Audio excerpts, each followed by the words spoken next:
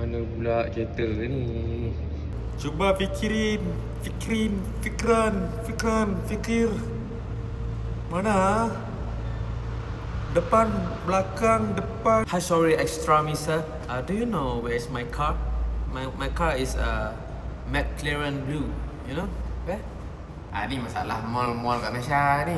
Bukan main bosan lagi parking direction dia kurang. Ni mana cerita ni? Mana parking tadi ni? Tadi ada sini tadi. Sini ada parking tadi ni. Betul ni. Mana hilang ni? Hai parking pun payah pun lah. Aduh, ye. Tak ada jual air ke? Makan-makan ke kat parking ni? Kena buat kios satu lah. Yang jual air ke, jual makan-makan ke dekat parking. Bencet tu. Mana pula kereta aku ni? Hello. The parking you there? Parking mana parking? B2.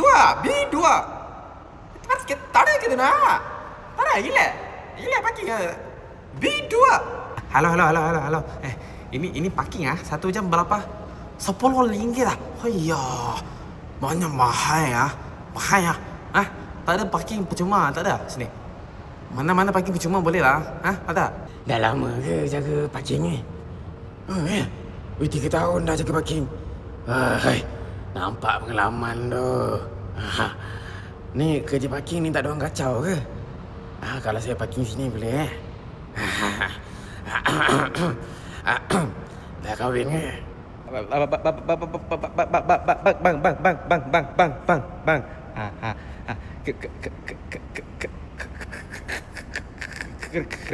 Kereta elektrik kat mana? Kereta elektrik. Saya cas kereta saya tadi. Tak jumpa lah. Kehidupan ni kena bijak, kan? Dan sebaiklah dia ambil gambar tadi. Mana gambar tadi? Jauh. B2. Mana parking aku tadi?